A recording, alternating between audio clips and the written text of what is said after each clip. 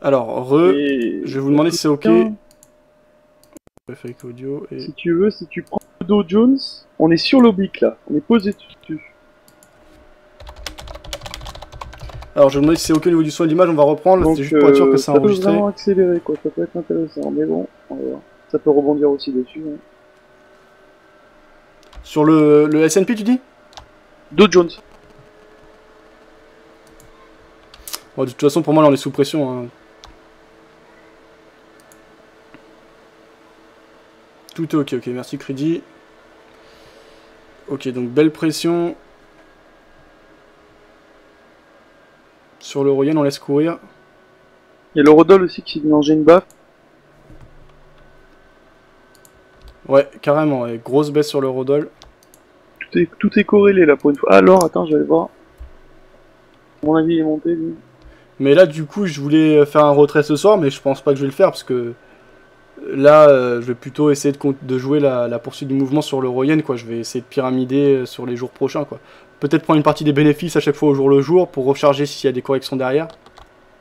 Enfin là, de toute façon, là, si c'est comme ça, je vais tout laisser courir. Hein. Ouais, tu mets des, tu sors une partie au pire des cas et tu laisses quoi. Putain, tu fais comme Ouais, tu je sais sens. pas. Je sais pas. Ouais, le truc, c'est que je suis quand même beaucoup exposé, donc le Royen, des fois, c'est complètement fou la nuit. Faut quand même se méfier, malgré tout.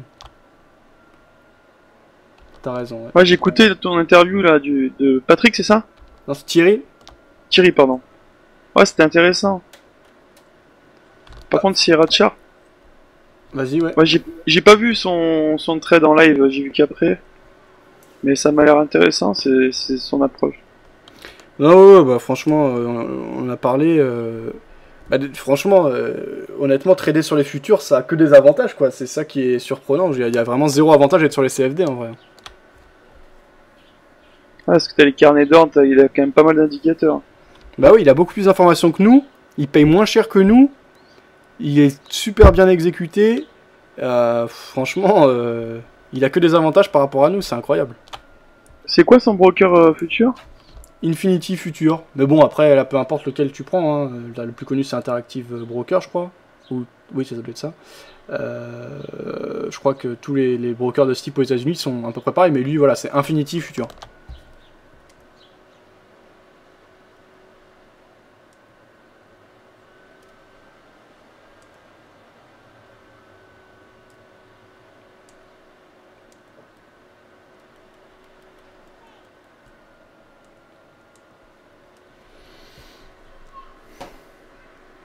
Donc, toujours sous pression sur l'euro yen.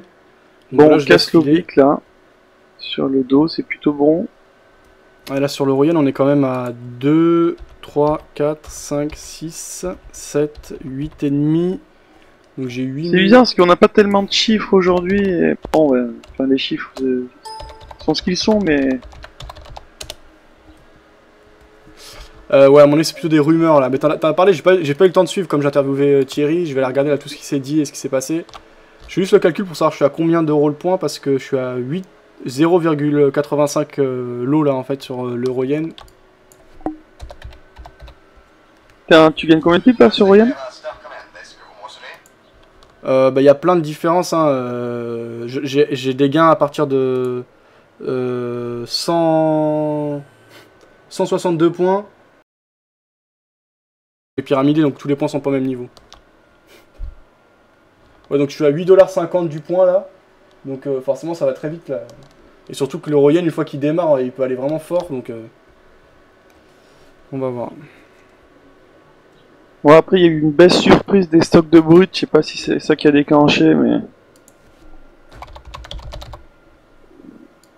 Qui est souvent synonyme de baisse de croissance, mais bon, je sais pas si c'est ça. Fondamentalement, je sais pas.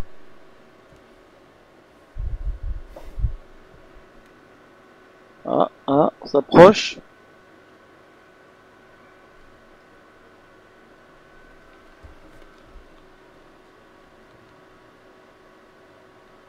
Périphérie de la zone euro, banque et entreprise préoccupent le FMI.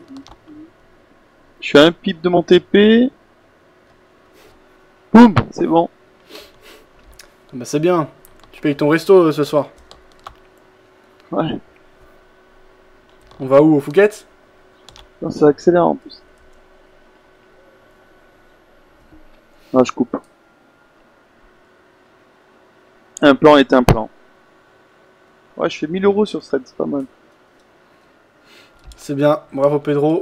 T'as beau mental sur ce trade en tout cas. Tu l'as tenu malgré les difficultés qu'on a rencontrées. T'as Ah, parce pyramidé, qu'on on est parfois. arrivé, on arrivait pas loin une fois, ouais.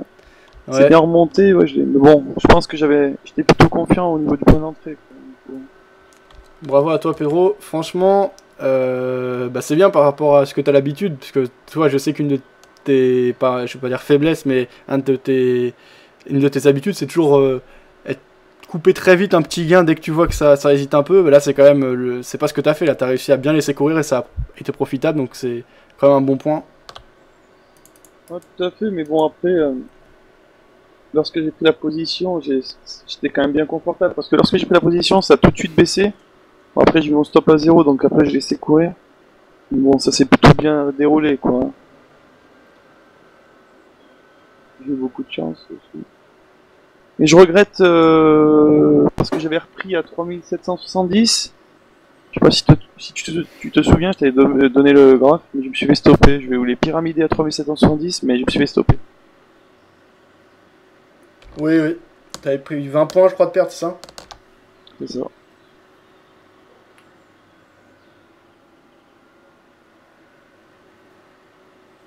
J'ai été trop, comment dire, j'ai voulu trop prendre, j'aurais dû attendre un petit peu la clôture de bougie, tout ça. Mais je suis content.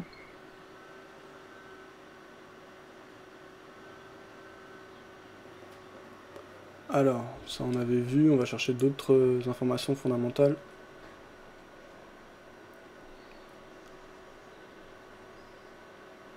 Canada, la Banque Je centrale regarde maintient son maintenant taux le dos parce que inchangé. là il donne un signal baissier, donc à voir la clôture de la bougie en H4. Là il y a un signal là, pour moi. Sur le dos, Ouais, signal de quoi d'achat? de vente. D'accord. Je vais regarder.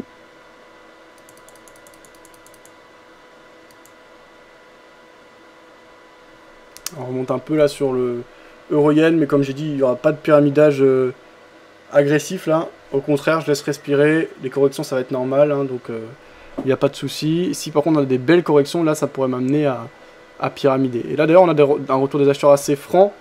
Hein, disons qu'on a eu une belle accélération baissière qui a été retracée là. C'est pour ça que la dynamique de fond est remise en question. Loin de là, voilà, si on trace les plus et plus bas de la journée, voilà ce que ça donne. Donc ne serait-ce qu'un retour vers 23.6 pourrait être une zone qui amènerait à pyramider, on en est encore assez loin. Alors, qu'est-ce qu'il y avait? Alors, qu'est-ce qu'il y avait? Oui, on va aller voir ce que donnent les marchés américains exprimés en termes de pourcentage.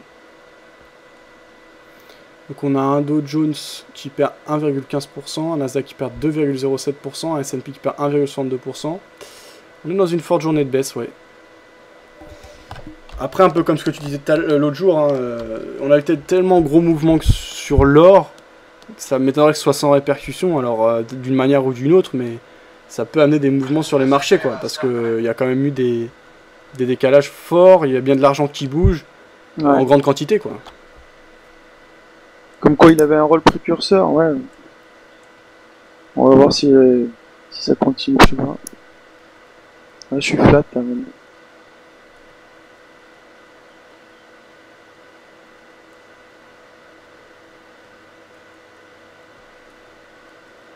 Comme quoi l'or, ouais, il a amené quand même de gros mouvements, quoi. Hein.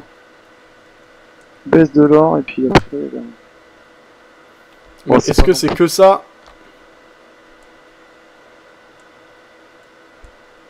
Faut pas non plus s'enflammer, hein, c'est juste des baisses. Pour moi, le CAC corrige, mais bon, ces derniers mois, il est plutôt en phase ascendante.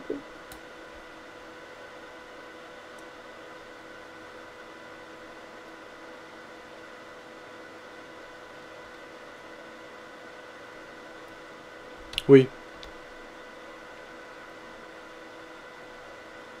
Pour moi, maintenant, le gros seuil sur le CAC, je te parle du CAC parce que bon, c'est 3590, quoi. Après, en dessous, je vais pas trop vendeur.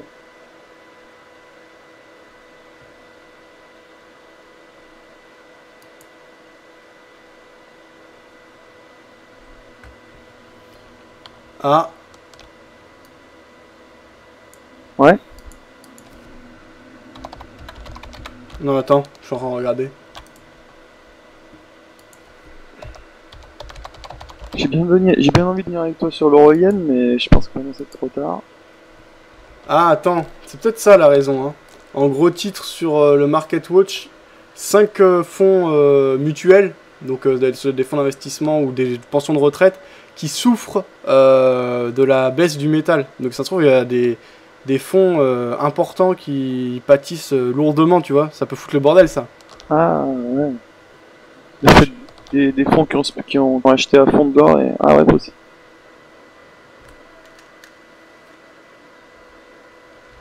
Le gestionnaire de fonds milliardaire John Paulson a perdu 1,5 milliard sur la baisse de l'or. Il coupe pas? Je sais pas. Putain, le mec, il doit être dégoûté. Attends, il va peut-être beaucoup plus bas.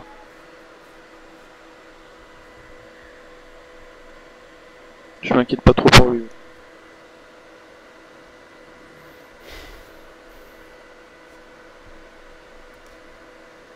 Bah, à son niveau, un de plus, un de moins. Oh non, non, non. À mon avis, personne est content de perdre 1 milliard. Non, mais si tu veux, peut-être qu'il a pris plus bas, tu vois ce que je veux dire? Oui, oui, peut-être, mais bon, n'empêche que là, en quelques jours, il a perdu 1,5 milliard, quoi. Même si, voilà, même s'il avait pris plus bas, le fait est qu'il y a 2 jours, il était 1,5 milliard plus riche qu'aujourd'hui. Et lui, c'est un gestionnaire de fonds. Donc lui est milliardaire, tant mieux, mais l'argent qu'il gère, c'est pas que le sien. Donc il doit aussi recevoir des sacrées pressions parce que il doit y avoir des mecs qui doivent être assez remontés au niveau de ses clients, je pense. Ouais, c'est inquiet en tout cas. Il doit pas passer des bons jours en tout cas, je pense. Bon, on a le SP, le dos sur support. Hein. On va voir. Faut bien surveiller là parce que.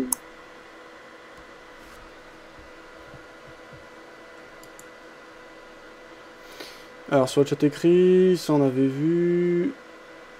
T'as pas lu? Chris qui disait en moyenne Thierry, ça on avait vu. Pas compliqué l'approche de Thierry, ça on avait vu. Claude qui disait je suis débutante.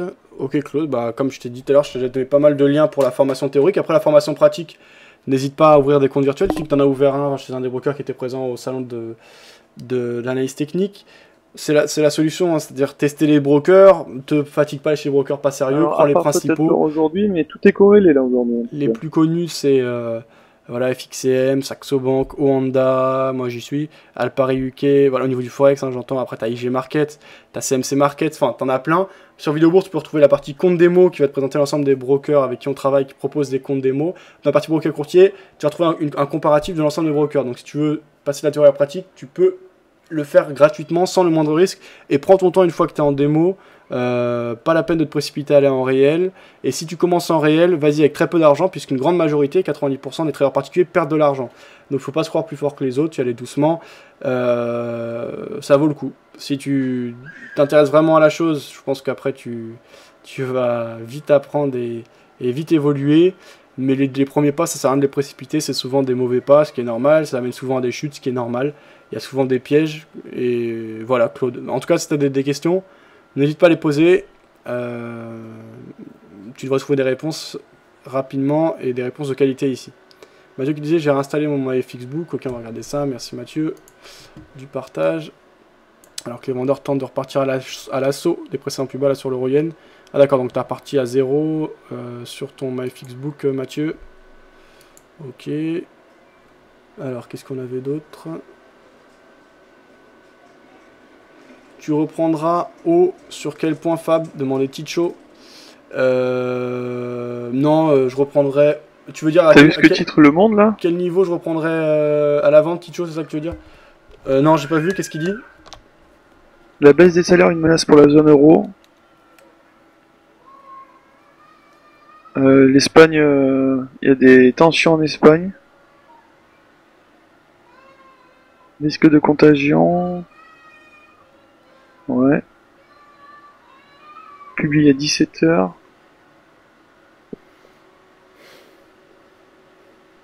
Attends, je vais voir le Bibex.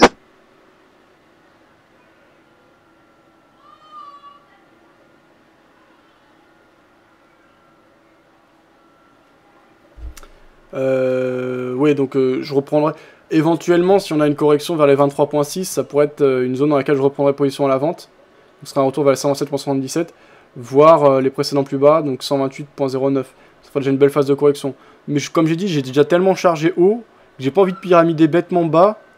Voilà, tout simplement. Donc tranquille, je suis déjà chargé à mort. Ça sert à rien de faire n'importe quoi et d'essayer de choper des... Tu vois, on est en fin de journée, après je vais devoir prendre Déjà, je sais même pas comment je vais gérer cette nuit, tu vois. Combien je vais prendre tout à l'heure de bénéfices, combien de positions je vais clôturer, qu'est-ce que je vais laisser courir. J'ai pas encore vraiment réfléchi à ça. L'Euroyen, il me fait peur beaucoup plus que quand j'étais sur le DAX, où j'hésitais pas à laisser courir quand même des grosses positions en overnight, peut-être à tort, hein, peut-être de manière trop cavalière, on a marqué des nouveaux plus bas, là on a un peu corrigé sur le DAX. Mais l'Euroyen me fait peur. Parce que le Royan avec la Boge, des fois c'est des mouvements complètement dingues qui peuvent jouer pour nous comme contre nous. Donc je vais essayer la nuit, quand je suis pas devant mes écrans, de laisser courir très peu. Donc peut-être moi par exemple là cette nuit j'ai laissé courir un mini lot. Et je pense que c'est ce que je vais faire, donc ça me fera couper en fait 7,5 mini lots, ça me fera prendre une grande partie Ça doit être tendu en salle de marché là. Hein. Des bénéfices en fait. J'avoue que le Royan j'ai pas trop chaud de le laisser courir quand je suis pas là. Donc, Et d'ailleurs là je vais commencer à guetter des points de sortie éventuels. Hein. 17h10 là. Je vais pas faire n'importe quoi. Je vais commencer à prendre des bénéfices, ouais. Et c'est parti. Première position clôturée. Première position clôturée là sur Euroyen.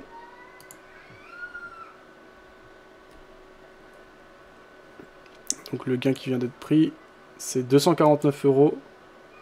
2 mini-lots qui avaient été ouverts à 128.92. Fermé à 127.33. Aujourd'hui, il n'y a que l'or. Il y a l'or, le Brent. USDC HF qui est en positif. Donc là ça remonte un peu. On va essayer de chercher un point de sortie pour une deuxième position.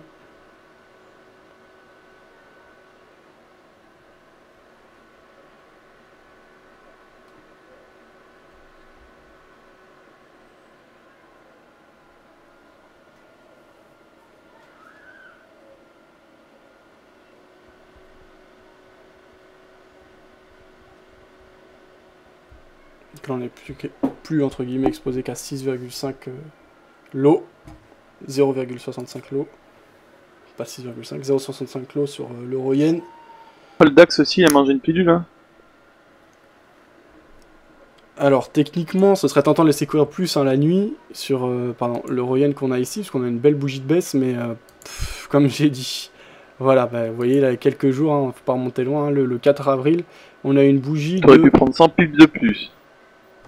De quoi tu me parles? Non, je te parle du DAX. Ah oui, malheureusement, si je le savais... Ouais, je sais bien, j'ai bien. Franchement, j'ai pas aucun regret, parce que le DAX, hier, je l'ai fermé, on était sur une journée hésitante.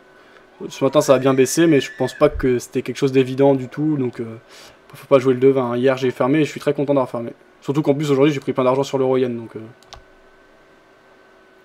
119.23... Des belles journées, c'est bien.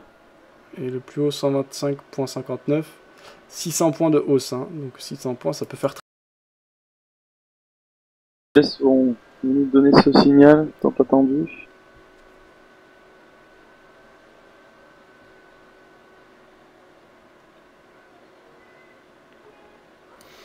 Alors, ça on avait vu. Claude qui disait en tout cas c'est bien de faire cette émission, c'est très intéressant, merci Claude. Il disait tout est ok, ça on avait vu. Fab, mets un stop pour te garantir un gain et laisse courir des crédits. Non, je suis pas fan de ça parce que la nuit, tu sais pas comment tes spreads vont évoluer. Admettons, tu as un spread qui passe à 10, t'approches de ton stop, t'es stoppé. Bon, ça me saoule. Je sais pas. Ce serait peut-être cohérent, hein. Franchement, ce serait peut-être cohérent. On va voir. Peut-être, ça dépend. Ça va dépendre déjà de quel point de sortie j'arrive à négocier. Voilà, ça va dépendre de plusieurs choses. Ça peut être une solution, bien sûr, mais c'est quand même pénible, quoi, de pas être devant, d'être beaucoup. Pour moi, c'est quand même pénible d'être, parce que j'utilise des forts leviers. Donc quand tu utilises des Tu as un forts post sur Romandie qui résume peut-être ce qui se passe aujourd'hui. ouais, tu peux nous en dire plus? Bah, je te laisse peut-être le regarder, non? Enfin, Bah si tu veux faire un petit résumé oral là, rapidement. ouais, ben écoute, FMI zone euro, les banques et entreprises de la périphérie préoccupent.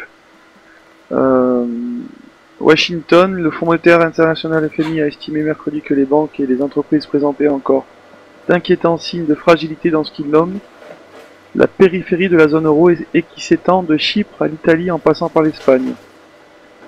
Donc ils ont de grosses inquiétudes par rapport aux situations chypriotes, italiennes et espagnoles, notamment sur les valeurs bancaires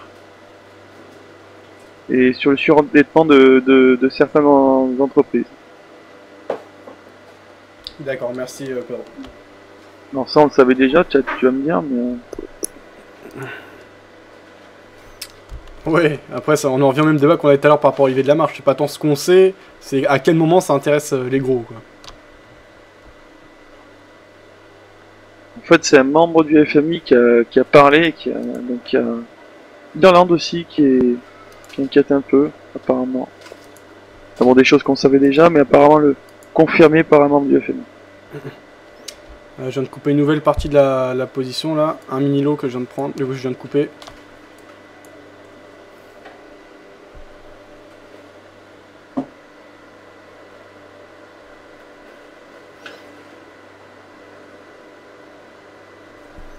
Tu vois là je coupe sur le Royan parce qu'on est juste au-dessus des précédents plus bas.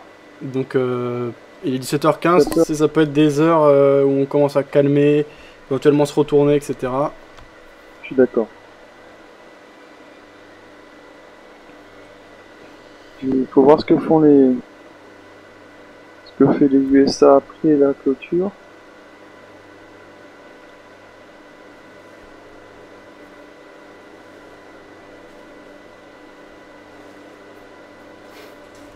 Tu laisses courir quand même une petite partie.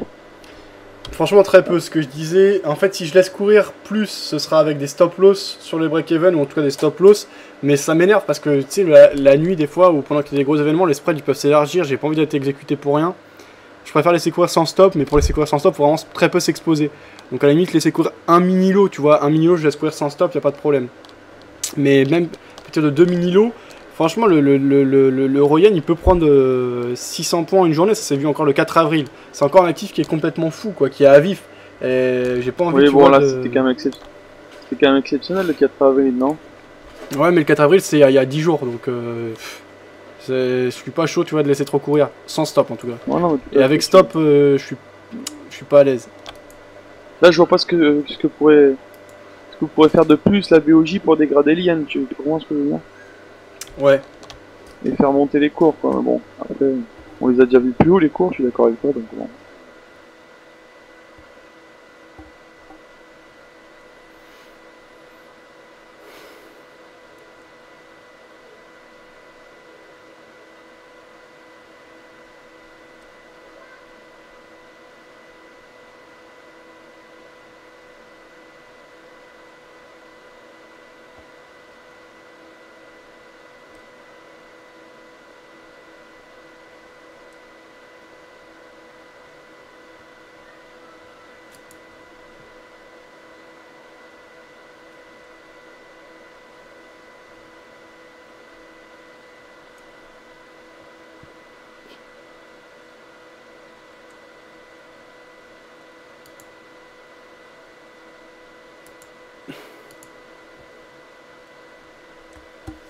On attaque les plus bas, là. J'ai vu un tweet selon Wall Street Journal, la BCE pourrait baisser les taux pour les États. Ils sont déjà au plus bas, pratiquement, non? Je crois qu'ils sont à 0,75, hein. Je crois qu'ils sont bien plus bas encore. Je vais regarder.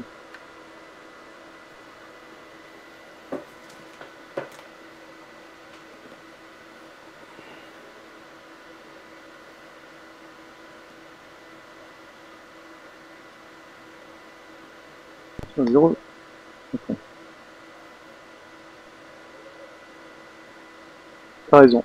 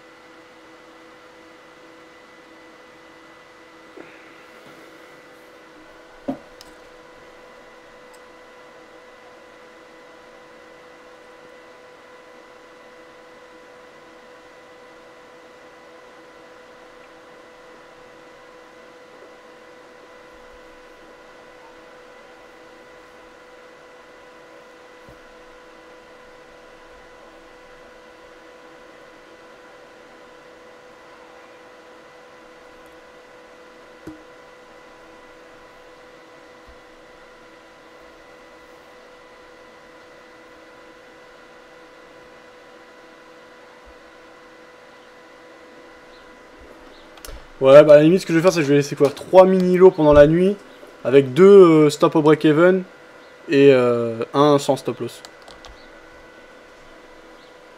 Ah ouais, parce que je pense que c'est un beau mouvement là.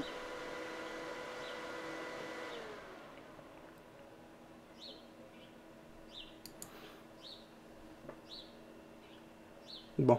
J'ai vraiment envie de prendre long or là, mais. Alors, sur le chat écrit, qu'est-ce qu'il se disait?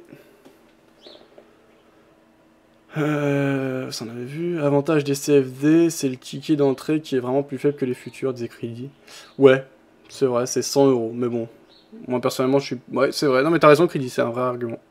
Par contre, moi, je suis plus dans cette problématique parce que je trade quand même tout le temps avec plusieurs milliers d'euros et on peut très facilement, du coup, passer en futur, quoi. Cette émission est tous les jours, demandait Claude. Ouais, tous les jours, ouais, à 14h. J'ai ouvert un compte démonstration sur IG, je ne sais pas si c'est un bon broker. Si, Claude, tout à fait. IG Market, c'est un broker basé à Londres, clairement régulé par la FSA, ils ont leur bureau à Paris. C'est un bon courtier. Donc voilà. Claude va voir pourcent réel, ZPP.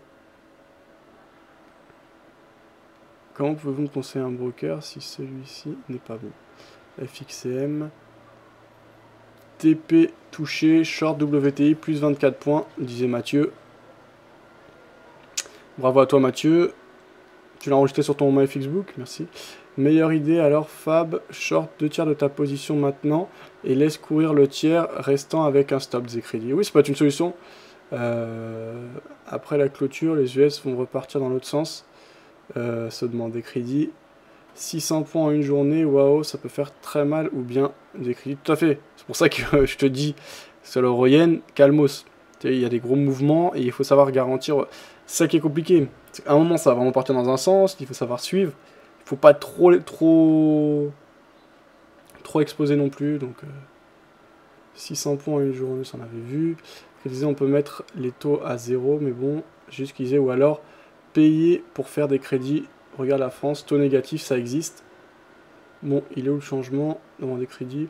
Oui, mais c'est exceptionnel, les taux négatifs quand même. Tout à fait, ça reste, comme tu dis, quelque chose d'exceptionnel et ça va pas durer 107 ans. Par essence, c'est pas quelque chose qui est sain. Mais pour l'instant, on est dans un tel climat d'incertitude, de méfiance, que on préfère payer certains pays pour leur prêter de l'argent pour être sûr qu'ils te remboursent derrière. Crédit qui disait oui, mais c'est exceptionnel, ça on avait vu. Mathieu qui donnait un graphique par rapport à sa prise de position sur le WTI, on va regarder ça. 17h22, bientôt la clôture en Europe. Donc TP touché, voilà, donc c'était un short. Quand on est sorti à la baisse assez violemment du nuage, Ishimoku, et un take profit atteint. Bravo à toi pour ces 35 points, c'est ça? Généré, non 24 points pardon sur le WTI. Ça te fait combien en termes de profit? C'est à combien d'euros, à dollars du point si tu veux l'indiquer Mathieu? Ça on avait vu. Flyzwing disait bonjour à tous, purée j'ai oublié le mot de passe de mon compte Flyzwing. Flyzwing ouais, que j'avais vu au point trimestriel FXM. Comment ça va Flyzwing? Crédit disait image, on te rémunère pour emprunter de l'argent pour acheter ta maison. Le top, imagine oui. Bah c'est si tu es un bon rembourseur alors. Apple perd 4% comme enfin, dans la lignée des valeurs technologiques. Apple, à mon avis, commence à être vraiment intéressante. Parce que 4% de perte, ça veut dire que ça doit nous ramener vers moins de 400 dollars.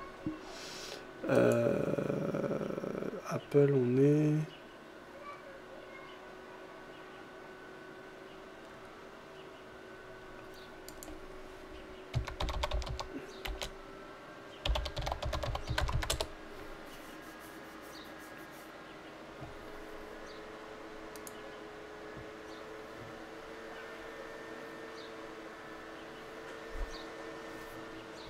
Apple, on est sur les 400 dollars là, hein. 406,78 $, moins 4,57% ce jour.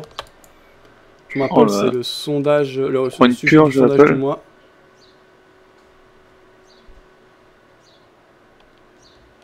Une lettre contenant une substance suspecte adressée à Obama.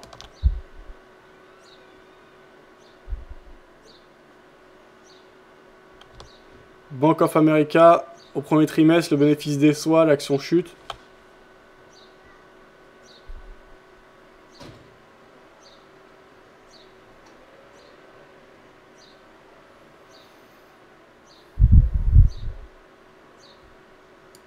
Ça, on avait vu.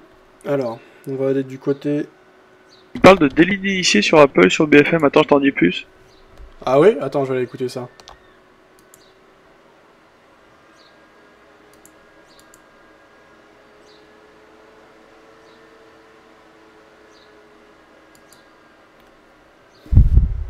On prend moins de 2,33 sur CAC aujourd'hui quand même. C'est énorme.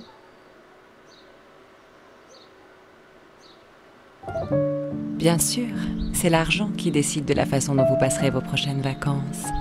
Mais il ne tient qu'à vous de décider que votre argent vous rapporte 5% pendant 4 mois. Before Bank, mon banquier, c'est moi.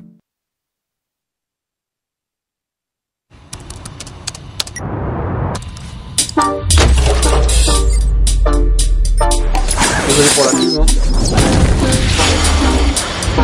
Rain and shine, the pace stay on my mind. Stash low on the beats, got an ounce of kind. BA, believe that I'ma go for mine. Avec Nissan, laissez la technologie guider vos sensations. Nissan Juke avec Google Send to Car. Nissan Juke à partir de 149 € par mois.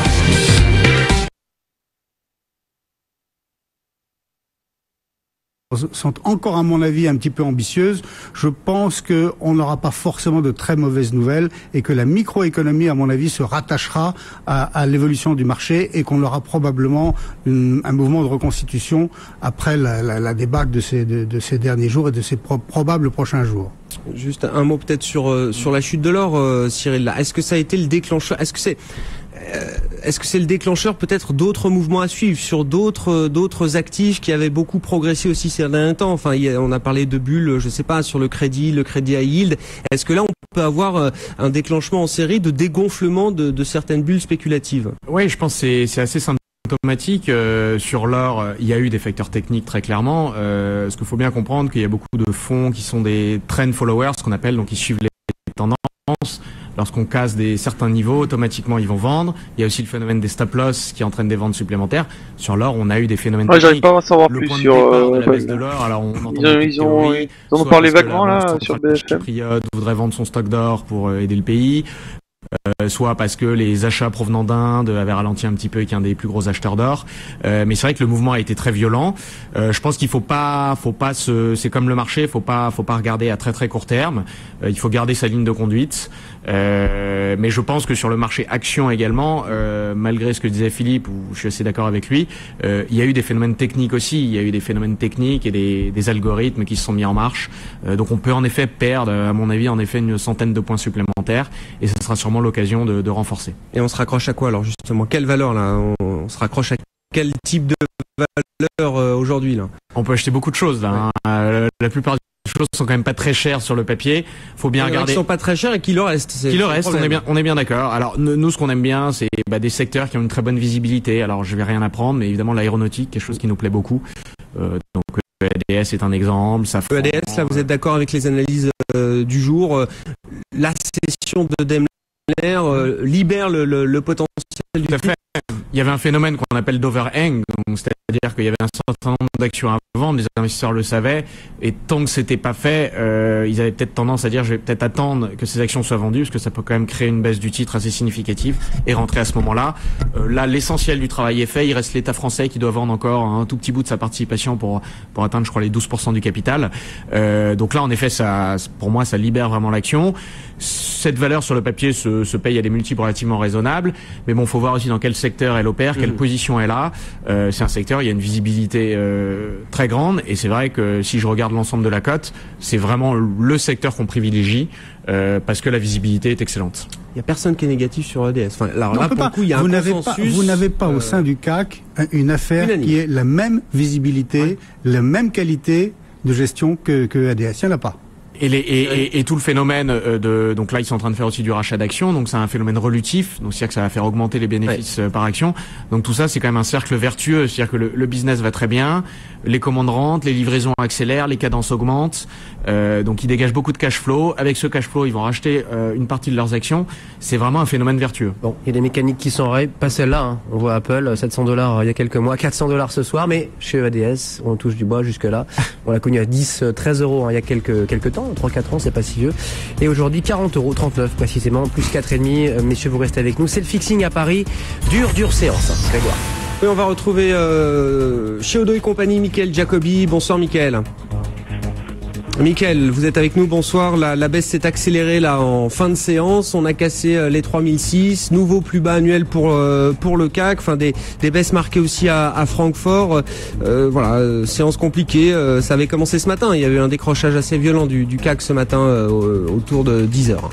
Oui, tout à fait. Alors beaucoup de choses très chaotiques et très intenses en même temps, et surtout une baisse marquée en partant de l'Allemagne qui s'est ensuite répercutée sur le reste des indices européens, effectivement sur fond de rumeurs, n'oublions pas, qui n'ont pas été confirmées. Alors on entend les choses les plus incroyables, une dégradation de la note de crédit allemande ou italienne, des rumeurs de problèmes entre Israël et l'Égypte. Enfin toutes ces choses sont, n'oublions pas, des rumeurs aujourd'hui qui ont accéléré à la baisse très fortement les marchés, alors que nous avions été plutôt dans le positif ce matin, sur fond d'une publication ou d'une nouvelle très bonne sur EADS, et qui là d'ailleurs est la seule dans le vert à cette clôture, et de publications sinon relativement décevantes. Eh oui, effectivement, Mickaël, des rumeurs. Le marché qui donne prise aux rumeurs, hein, c'est aussi un signe de fébrilité, peut-être de fragilité. Moins 2,3% au fixing. On se retrouve dans 4 minutes après la clôture définitive. Donc le CAC à 3601 points. On verra si on arrive à tenir ce seuil en clôture ce soir. Le journal de l'écho vous est présenté par BMW Business Drive.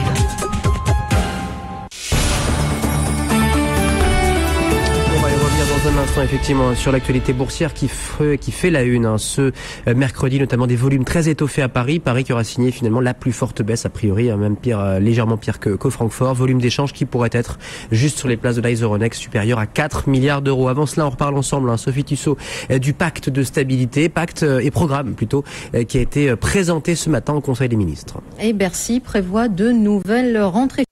Ok, donc ça nous intéressait, c'était BFM Business en direct. Alors, on a la clôture en Europe, 17h32, avec une séance qui était vraiment dure. On va chercher, il va faire Coustet, GEGA construire un système de trading dynamique. Ça on avait vu. Taïwan simule une invasion chinoise.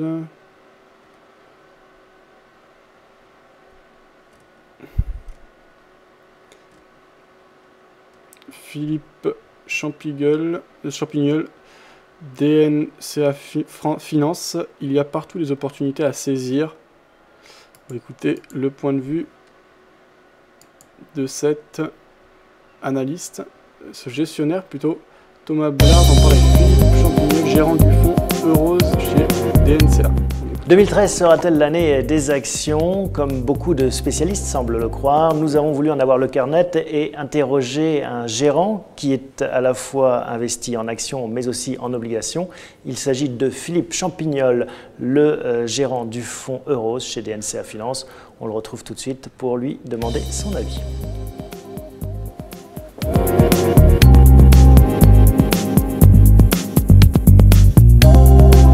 Philippe Champignol, bonjour. Bonjour Thomas. Merci de nous recevoir chez DNCA Finance. Vous êtes, on le rappelle, le gérant du fonds Eurose. Un fonds intéressant parce qu'il illustre bien ce qui est peut-être en train de se passer en ce moment. Vous êtes sur deux classes d'actifs principales, les obligations principalement d'entreprise, mais aussi les actions. Et beaucoup de gens expliquent que, après l'âge d'or obligataire, il faut peut-être reprendre un peu plus d'actifs risqués, c'est-à-dire d'actions. C'est aussi votre sentiment ? Oui, c'est notre sentiment et c'est en ce sens-là que nous gérons ce fonds. Il faut bien voir l'environnement actuel. C'est vrai que nous avons un prisme européen et notamment français assez négatif, mais il faut bien voir que le monde est en croissance. Plusieurs zones, les États-Unis, les pays émergents qui sont en croissance, parfois encore forte. Et les entreprises qui sont globales, en tout cas pour celles qui sont globales, profitent directement de cette croissance mondiale. Et puis le deuxième point important, vous venez de le signaler, c'est que les taux d'intérêt sont historiquement très bas. On parle de bulles obligataires même parfois ? Écoutez, moi, j'aime pas trop le terme de bulle concernant les obligations, mais c'est sûr que cette valorisation très importante des obligations, même si ce n'est pas exactement une bulle, conduit à des niveaux de rémunération des obligations qui, le plus souvent, sont inférieurs à l'inflation, c'est-à-dire à 2%. Ouais, et puis on n'a pas beaucoup de chemin pour progresser, en fait. C'est un peu ça aussi. Il y a très peu de marge de manœuvre sur ce genre de titres. Il y a plutôt des risques, parce que cette situation, elle découle bien sûr de la politique des banques centrales, hein, qui inonde les marchés de liquidités. Le jour où cette politique cessera, ça pourrait devenir dangereux. Donc en plus, faible rémunération, et pour les titres au moins les plus longs, un certain risque. Malgré cela, vous restez principalement investi en obligations, notamment d'entreprise, hein, 75% obligataires, 25% actions, c'est ça la répartition? C'est ça la répartition actuelle, oui. Comment est-ce que vous faites pour trouver alors, du rendement encore obligataire? Alors, Euros doit être d'abord, ce fonds doit être investi majoritairement en obligations, parce que c'est son statut de fonds diversifié, prudent, avant tout. Et alors nous, on recherche des obligations plutôt courtes. Donc on aime bien avoir une vie moyenne actuellement de 2 ans, donc c'est court hein, dans l'univers obligataire. On fait des incursions un petit peu plus longues. En fait, hein. Nous, on a des portefeuilles qui tournent actuellement entre 2,5 et 3%, parce que comme on investit court, ça nous autorise, puisqu'on est des spécialistes des entreprises, à aller voir plus dans le bilan d'entreprises qui sont en moins bonne santé, on va dire, et donc à trouver des rendements un peu plus élevés que les rendements des États qui, eux, sont très proches de zéro. Par exemple, pour la France, sur cette durée de 2 ans, on est très proche de zéro. On est à des records, à des niveaux records à Wall Street. On a battu les années 2000, les années 2007. En Europe, et particulièrement à Paris, on en est encore loin.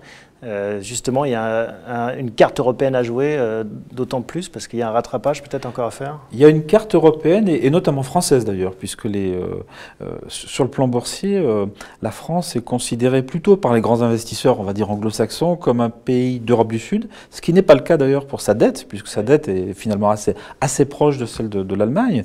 Donc il y a vraiment pour nous un potentiel de rattrapage pour les actions européennes et particulièrement françaises, qui offrent, on peut peut-être prendre un exemple, parce qu'on parle de sous-valorisation, mais on peut prendre un exemple pour ce qui est du rendement du dividende. Nous, on a un portefeuille obligataire qui est court, on l'a dit, aux alentours de 2 ans, et dont le rendement se situe un peu en dessous de 3%. Le rendement du dividende des actions que nous avons au portefeuille, lui, il est supérieur à 5%. Donc on voit que ces actions, elles sont très clairement sous-valorisées, sous ce critère du dividende. Tiens, salut Buzz, ça va ?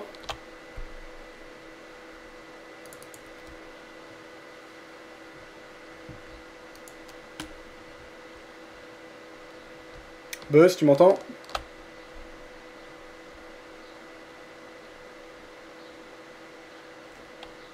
Ouais, très bien, ouais. Ouais, très très belle journée pour moi. Alors, est-ce que tu as profité là ces derniers temps des mouvements qu'il y a eu, notamment sur l'or?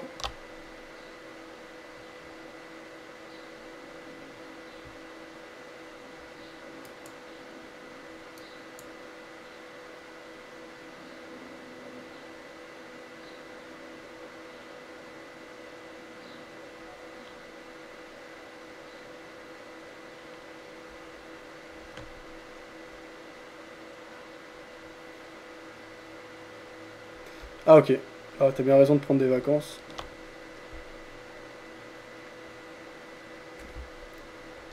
Ouais, par rapport à mon short euroyen là, j'ai clôturé, il me reste 0,25 micro-lots là. Donc, enfin non, pardon, 0,25 lots. Donc j'ai clôturé plus des 2 tiers de ma position initiale. Là c'est pas le remonter, donc je pense pas que je vais plus couper aujourd'hui. Je vais juste passer des stops sur les 1,5 lots que j'ai envie de protéger, et puis le reste, ça, je laisserai courir.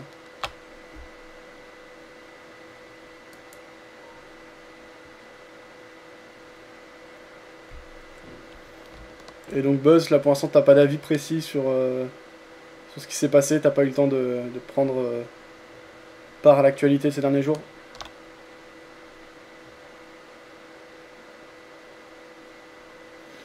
Alors sur l'euro-yen, je vais mettre des stops. Alors, ça m'énerve un peu de faire ça.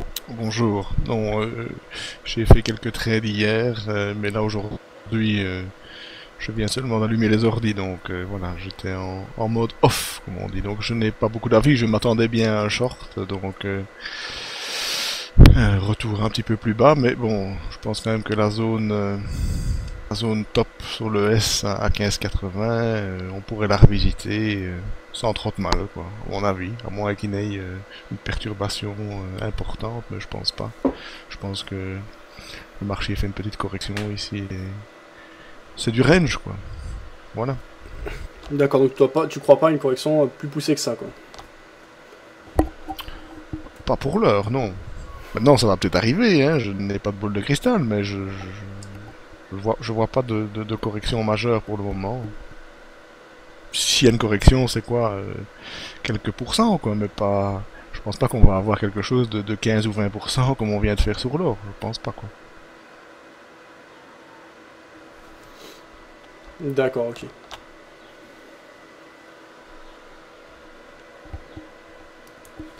Donc du coup, aucune position en cours, hein. Pour l'instant tu t'es pas encore exposé sur les marchés? Non, aujourd'hui je n'ai rien fait du tout. Absolument rien. Voilà que j'arrive. D'accord, ok.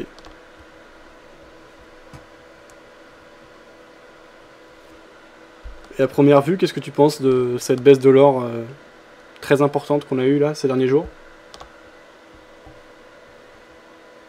Je pense que c'est à mettre, comme les bitcoins, quoique ça n'a rien à voir, mais je pense franchement que le système financier essaye d'asseoir la financiarisation, la monétisation de la dette. Donc je pense qu'il y avait peut-être probablement trop de gens qui achetaient de l'or physique ou que sais-je, moi, et ils ont un peu secoué le cocotier, quoi. C'est pas tellement l'or physique qu'on achetait, c'était beaucoup le GLD.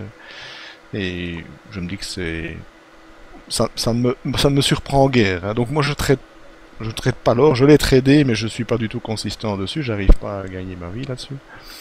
Donc en scalp, hein, on s'entend, quoi. Donc je ne vois pas d'anormalité. Si la baisse a été très importante, mais je vois pas d'anormalité. Je pense qu'ils secouent le cocotier simplement pour un petit peu montrer qui sont les chefs, quoi. Donc ils veulent garder absolument la mainmise financière, et si les gens se tournent vers l'or, fatalement c'est au détriment de la vente de monnaie, et voilà, et ça, donc je me dis que ça peut concorder avec l'action des banques centrales. D'accord, ok.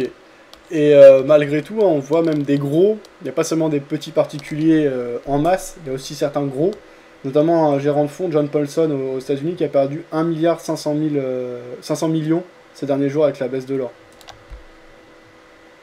Ah oui, il y en a qui se sont fait secouer, hein. Donc tous ceux qui croyaient dur comme fer à l'explosion du prix de l'or, ils se sont fait très mal, je pense que voilà. Maintenant il y a toujours la contrepartie qui a gagné, ça c'est toujours un jeu à somme nulle là-dedans. Mais je pense qu'il y a eu des gros dégagements vendredi passé, apparemment, de ce que j'ai pu lire, là il y a eu $1 milliard de dégagement sur le GLD, et bon, voilà. Maintenant, qui vend et qui achète, mais je pense qu'il y a beaucoup d'arbitrage vers l'achat d'or physique, on va le dire comme ça, quoi. Je pense on délaisse un peu l'or papier, c'est-à-dire GLD, etc., ETF, et il y a peut-être des gens qui achètent, qui profitent de la chute actuelle pour acheter.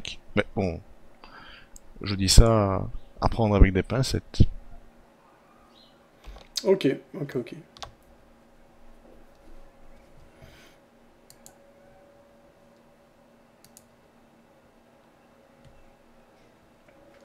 Alors, il continue à corriger pour le moment.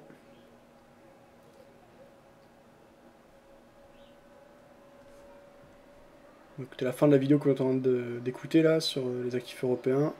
Bien sûr, il y a tout un tas d'autres critères que nous n'aurons pas le temps de développer ici. Et alors, les paramètres que vous regardez en détail pour sélectionner justement vos actions, quels sont-ils? Alors, il y a bien sûr tout un tas de paramètres quantitatifs, hein, dont je viens de parler du rendement du dividende. Bien sûr, il y a tout un tas d'autres indices. Mais ce qui est très important de toute façon, c'est la rencontre avec les entreprises. Et pour revenir finalement au thème initial, c'est quand même l'implication, alors sauf exception, mais l'implication dans la mondialisation, dans la globalisation de ces entreprises. Donc, Philippe Champignol, pour conclure, si on devait convaincre ceux qui nous regardent d'investir à nouveau sur les marchés actions, que ce soit à travers de fonds comme les vôtres ou peut-être en direct, ce serait quoi l'argument? L'argument principal, je crois, c'est que le monde est en marche, il suffit de regarder autour de soi. De nombreux secteurs d'activité sont sous-valorisés, même s'ils sont plus à la mode, comme les télécoms. Et je crois que c'est ça qu'il faut voir à travers les grandes entreprises. C'est que le monde continue de bouger et que donc il y a partout des opportunités à saisir, que ce soit dans des activités nouvelles, hein, alors plutôt, on va dire, dans la technologie au sens large du terme, mais que aussi dans des activités traditionnelles qui continuent à bien se développer grâce au développement, entre autres, des pays émergents. Merci beaucoup. À bientôt, Thomas. Merci.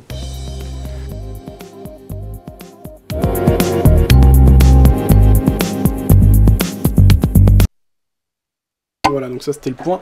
Alors qu'on a retracé 23% du mouvement de baisse qu'on a eu ce jour là sur l'euro-yen. J'ai tracé les résistances obliques et supports obliques baissiers qui nous font montrer un canal dans lequel on évolue. Je vais bien laisser courir les 2,5 lots en fait, sans 0,25 lots pardon, sans stop en overnight. J'ai calculé dans le pire des cas, donc là je suis à 2 euros du point. Si on corrige de 600 points, ce qui sera vraiment un scénario extrême, ça va près de 1200 euros, ce qui nous ramènerait à 3000 euros de balance. On est actuellement à 4098 euros d'équité là. Voilà, c'est quand même un scénario extrêmement extrême. Je pense pas qu'il ait beaucoup de chances de se répercuter. Je pense qu'on a quand même de bonnes chances de poursuivre le mouvement de baisse. Donc voilà, je vais laisser courir les 2,5 lots, 0,25 lots. Et je ferai pas de retrait ce soir du coup sur mon compte Honda. Je vais voir si le mouvement se poursuit et demain j'essaierai de bien négocier mes sorties. L'idée étant quand même de fermer ce compte Honda, donc de faire un retrait. Et après je vais passer chez Active Trades. Alors il y avait Buzz qui partageait un graphique, je regarde ton graphique.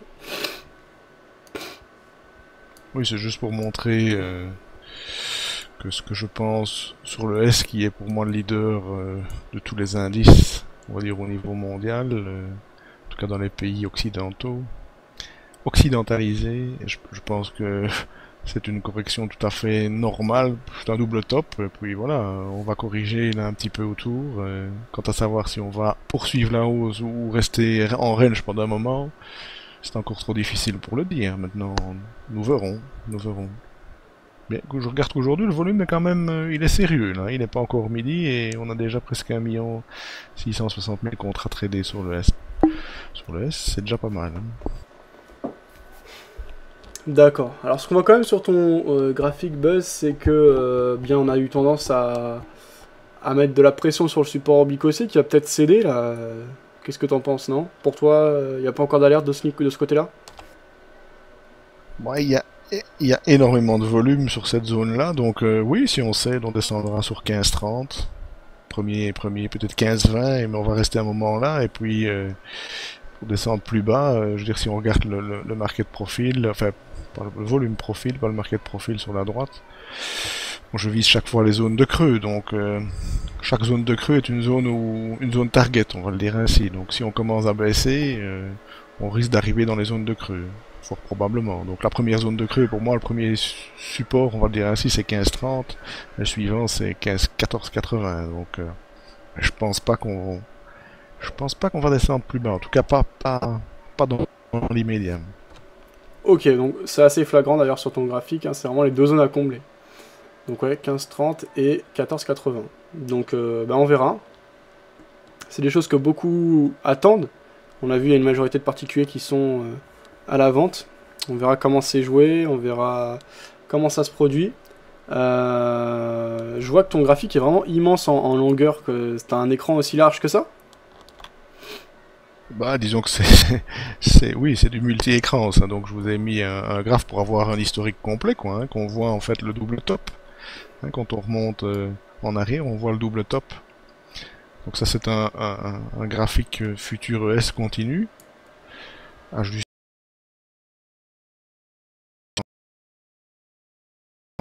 Et il permet de voir en fait ce qui se passe dans la zone, on va dire, la zone volume 13-20, 1600 grosso modo, quoi.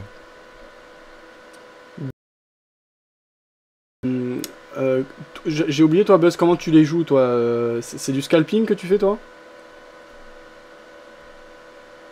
Oh, pardon, j'avais oublié d'appuyer sur le bouton. Je disais, comment tu joues, toi, déjà? C'est du scalping? J'avais oublié comment tu trades.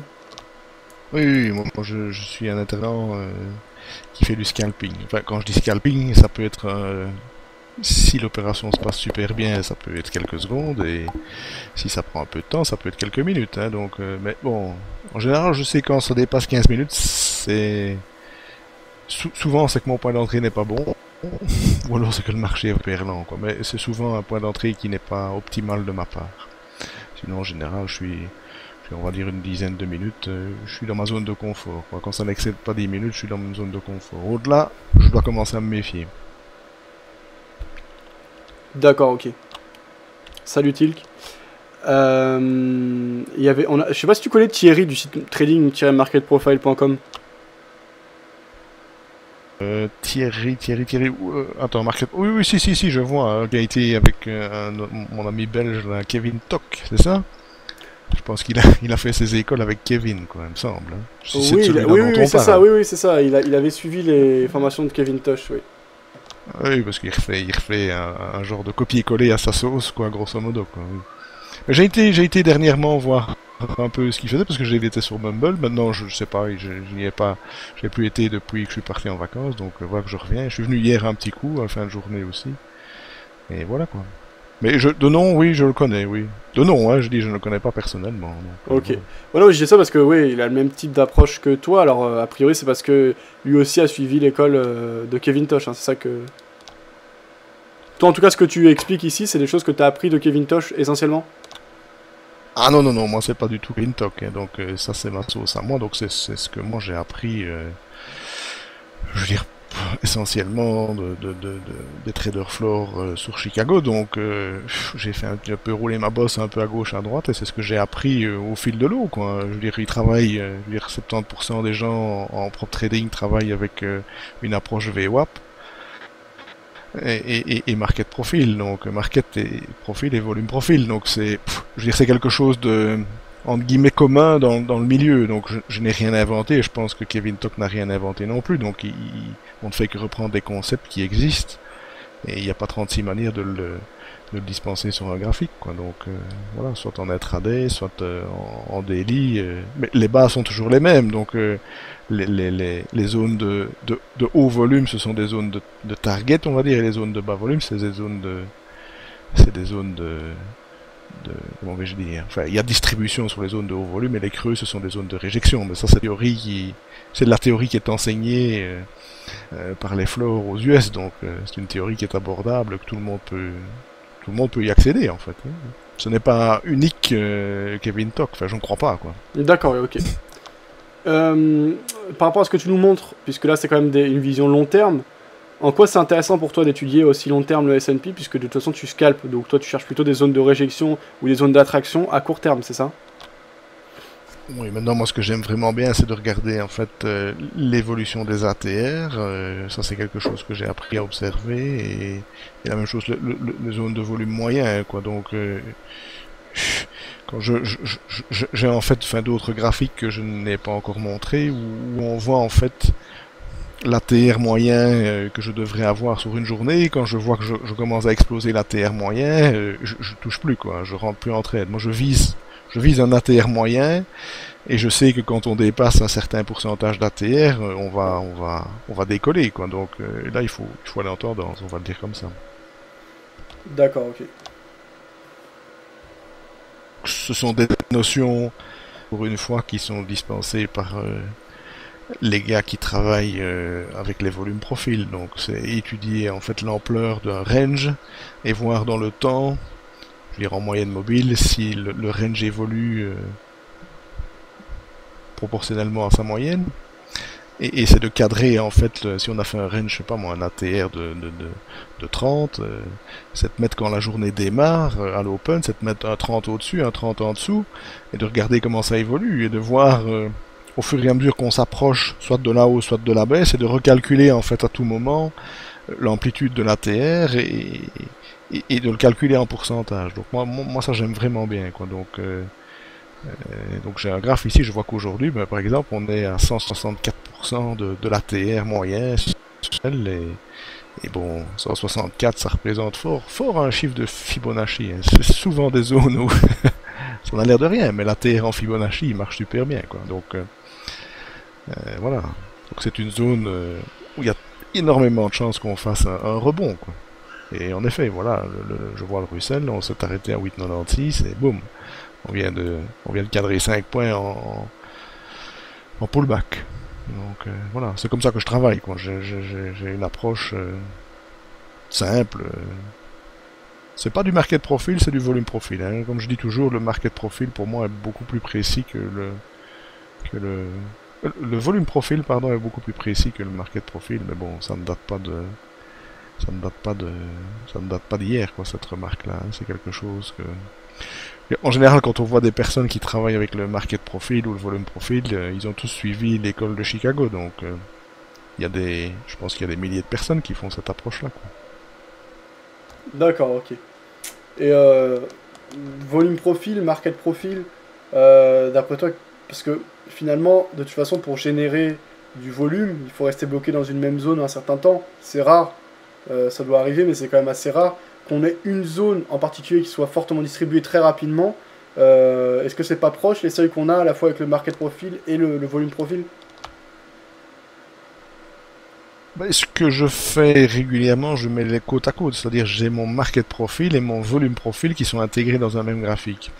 Mais là, il faut faire une distinction. Donc autant le market profil doit être, il faut faire une dichotomie, c'est-à-dire il faut travailler l'overnight d'une certaine manière et le RTH d'une autre manière, tandis qu'en volume profil, on peut se contenter de prendre l'entièreté de la journée, donc on va dire quasi les 24 heures de trading sur les indices américains.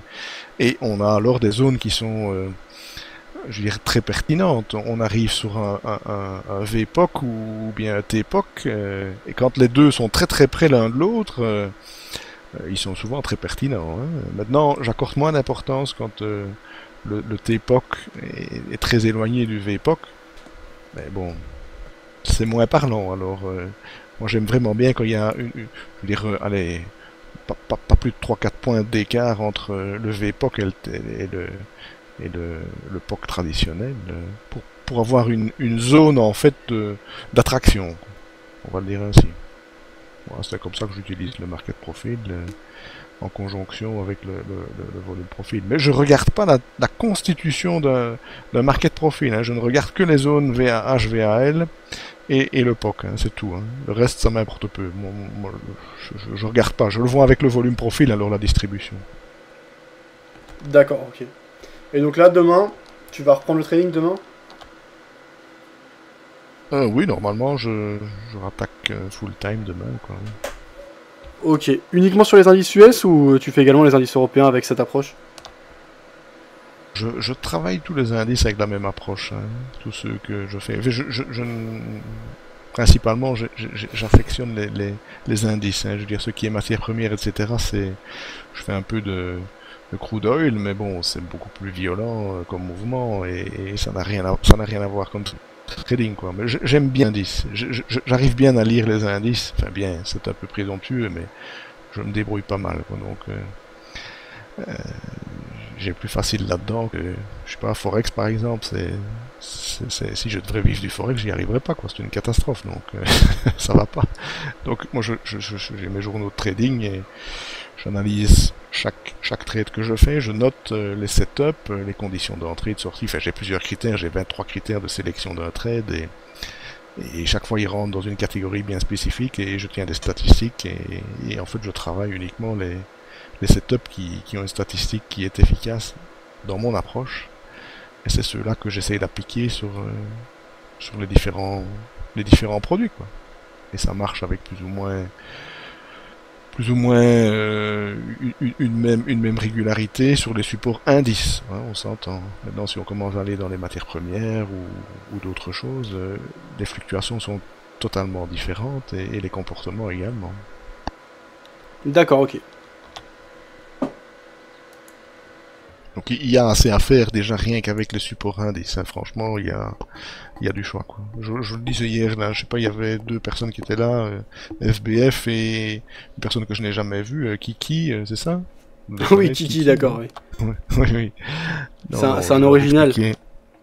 Oui, mais je leur expliquais, ils me demandaient ce que je tradais comme marché, et je dis, bah, moi j'aime encore bien trader le marché de 6h du matin à midi, mais c'est le marché indien. Donc, on peut pas trader en direct le marché indien puisque on n'a pas la double nationalité malheureusement. Donc, alors ce que je fais, j'utilise le produit de la bourse de Singapour comme sous-jacent, quoi, le futur de la bourse de Singapour qui en fait mirror l'indice indien. Et moi je trouve que c'est un super beau marché, quoi. Il y a un volume terrible et c'est des beaux marchés qui ouvrent avant les marchés européens et qui sont totalement différents au niveau comportement, mais qui sont super bien, quoi. Voilà. Mais ça cadre aussi, ça fonctionne aussi de la même manière, hein. Il faut savoir que la seule bourse au monde qui mirrore exactement les contrats futurs américains, c'est la bourse indienne, hein. Donc ils ont la possibilité de coter le Dow Jones, le S et le FTSE, donc le STX. Donc ils ont leur propre cotation de ces produits-là. Donc on peut trader non seulement les produits locaux, hein, sur le NSE, on peut trader le Nifty 50, celui que j'aime le mieux. Et bon, c'est des nouveaux marchés que je trouve qu'on regarde pas assez. Parce que les marchés sont fermés, s'il y a du protectionnisme un petit peu, je vais pas dire à outrance, mais ça finira bien par s'ouvrir, mais il y a un marché, il y a un potentiel énorme, là. Il y a des traders tant qu'on veut, quoi. C'est une folie, quoi. C'est la même chose, je demandais justement à la Kiki, parce que bon, j'ai l'impression qu'il est pro, mais il connaissait pas plus non plus. Moi, j'aimerais bien trader le marché des futurs turcs, parce que bon, je trouve que les volumes sont pas mal, on arrive à 300 000 en moyenne de contrats tradés sur l'indice principal de la bourse turque. Mais c'est-à-dire plus que ce qu'il y a sur le DAX, donc avec une volatilité qui est superbe, mais j'ai pas encore trouvé de maison de confiance, de broker de confiance pour ouvrir un compte. Mais j'ai pas envie de laisser mon argent, je veux dire, en Turquie, bien que je me fais peut-être une mauvaise idée de la chose. Mais j'ai pas trouvé encore de broker qui me permettent d'aller trader le marché turc, ni même par exemple traiter le Real brésilien, j'ai pas encore trouvé. Or, c'est des choses que j'aimerais bien. J'ai déjà demandé plusieurs fois au broker, mais c'est pas évident, paraît-il. D'accord, ok. Et les futurs de Singapour, là, tu les trades via quel broker? Enfin oui, on peut tutoyer. Donc, moi je les trade via eBay. Donc t'as eBay qui fait ça, TS, il y en a plusieurs, hein, il suffit de leur demander qu'ils t'ouvrent le robinet pour pouvoir les trader, quoi. Mais bon, un broker comme eBay, il y a aucun souci, c'est une bourse qui est ouverte sans problème. On sait même avoir les flux de la bourse indienne, donc tu sais mettre des graphes de la bourse indienne et tu trades en fait le sous-jacent qui est coté sur le SGX, qui permet en fait aux étrangers d'acquérir en direct comme si tu tradais le Nifty 50, quoi. C'est la même chose. Maintenant, je fais pas ça tous les jours, hein, mais je l'affectionne, quoi. C'est un peu comme l'Eurostock, de temps en temps je fais un trade à gauche ou à droite. J'aime bien le marché indien, c'est dommage qu'on peut pas y accéder. Je trouve que c'est un marché qui colle bien avec nos horaires et qui pour moi a un potentiel. Je pense dans les années à venir, ça va être un marché qui va être incontournable.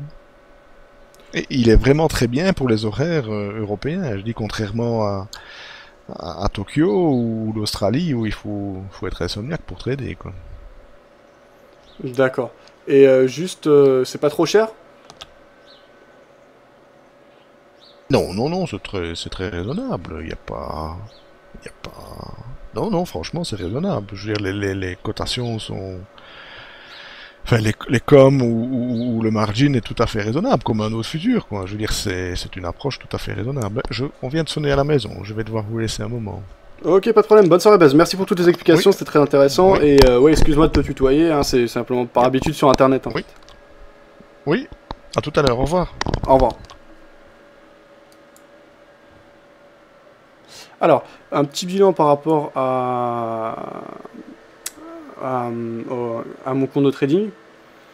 Donc ça bug au niveau des pourcentages. Bon, on est à moins 99,9% si on regarde depuis le début de l'année, ce qui n'est pas du tout le cas. En gain absolu, on passe positif sur l'année 2013 avec les gains clôturés, c'est intéressant. C'est la première fois de l'année qu'on passe en territoire positif, enfin à part au tout début jusqu'au 7 janvier, après on est passé en territoire négatif, on est déjà remonté. Et là on enregistre donc un gain de 489 € sur l'année. Donc on passe en territoire positif au niveau des positions fermées. Et en plus de ça, on a donc 238 € de gain en cours, même un peu plus que ça, je crois, maintenant. Là, on est à 266 € de gain en cours avec des vendeurs qui sont un peu revenus. Donc, je laisse courir sur Euroyen. Bon, du coup, je vois pas combien on fait. Ah, bah si, voilà, oui. En avril, on fait plus 143,71%. C'est vraiment un excellent mois. 2719 € la réalisée en avril. Aujourd'hui, on a pris 767 points. Donc, on a un facteur de profit sur l'année qui est de 1,06. Donc, on rattrape bien un début d'année qui était très délicat. Et on a 261 trades, 56% de trades gagnants pour 44% de trades perdants. Et des gains moins de 55 € pour des pertes moyennes de 67 €. Alors, si on zoome sur la période sur laquelle tout s'est bien passé, donc depuis plus d'un mois maintenant, hein, on est vraiment dans une belle série. On est donc sur cette période, mais pourquoi il met ça en gain, je ne comprends pas. Aujourd'hui, il me fait perdre 99%, quoi qu'il arrive. Bon, c'est pas très logique. Bon, voilà, si on regarde en gain, on est donc... Ah, mais du coup, ça fausse tout, ça met même en de radon. Enfin, bon, j'ai envoyé un mail à MyFXBook, mais c'est dommage. Donc voilà la performance qui est tout à fait intéressante sur la période. On prend 3737 € au niveau des gains clôturés. Donc ça se passe vraiment très bien. L'équité est à 4140 €. Donc ça se passe pas mal du tout. Sur la période, on a un facteur de profit de 3,52 sur 112 trades, 70% de trades gagnants, 30% de trades perdants. Ce sera pas toujours comme ça, hein. Durée moyenne du trade de 17h40. Bon, tant que ça l'est, tant mieux, profitons-en et on verra ce que ça donne. Donc la balance qui progresse plutôt pas mal. Voilà, va falloir continuer à travailler dur. Je vois pas que peut suivre les résultats à tout moment en cliquant sur le lien résultat du compte au-dessus du cas de diffusion de l'émission. Donc aujourd'hui, au total, on a fermé 6 trades. C'était que des trades gagnants. Donc c'était une très belle journée sur le Euroyen. Voilà. Et donc là, on a toujours les vendeurs qui maintiennent la pression sur Euroyen. On a vu tout à l'heure, on a une correction de 23,6%. Zone de rebond, donc ça aussi, une zone intéressante, les retracements de Fibonacci. Ou les seuils importants comme les 50%, qui ne sont pas les retracements de Fibonacci. Je laisse courir en overnight, donc 2,0. Canal baissier, donc à moyen terme en H4 on n'a pas de changement majeur, on est repassé en dessous des 23,6% de retracement de la dynamique haussière qu'on avait eu précédemment et on a des vendeurs qui mettent un peu de pression. Maintenant le Euroyen, il faut faire attention, ça peut se retourner très vite et très fort, donc il faut être sur ses gardes, pas hésiter à sortir quand on a des bonnes raisons de sortir ou des bons points de sortie, c'est ce qui a été fait en bonne partie aujourd'hui. Voilà, donc je reste quand même très méfiant hein, sur le Euroyen, beaucoup plus que sur le DAX d'ailleurs. J'ai pas confiance et je connais mal l'Euroyen. J'essaie de suivre les impulsions, d'essayer de comprendre ce que propose le marché, mais voilà, il va falloir être vigilant. En journalier, on a une belle bougie de baisse, mais c'est pas non plus une englobante, donc on n'a pas de signal particulièrement fort, techniquement j'entends. Après, je trouve qu'on est très haut, on a commencé à shorter depuis beaucoup plus haut, et on verra ce qui se passe les jours prochains, voilà. Ce que je voulais dire sur l'Euroyen. Alors... il est déjà 18h07, je vais pas rester 107 ans parce que j'ai rendez-vous à 19h après, mais on va quand même regarder quelques points des différents analystes à la clôture. Alors, 2 petites secondes. On va écouter le point technique de Jeff. On écoute ça. Rebonsoir à tous et bienvenue sur de GMT Good Morning Traders. Il est presque 6h, nous sommes toujours le 17-4. Bonne journée pour moi aujourd'hui. Un rapport journalier donc avec plus de 100 points, enfin près de 200 points encaissés parce que j'ai 2 positions, mais la première je ne la compte pas parce que c'est un test market, donc c'est dérisoire. J'ai le même nombre de points, mais donc c'était juste pour tester le marché, donc il n'y avait pas de... Il n'y a pas de raison de montrer ça. Après, je sais pas, il y a à peu près une centaine de points, 107 et 103 points, voilà. Mais bref.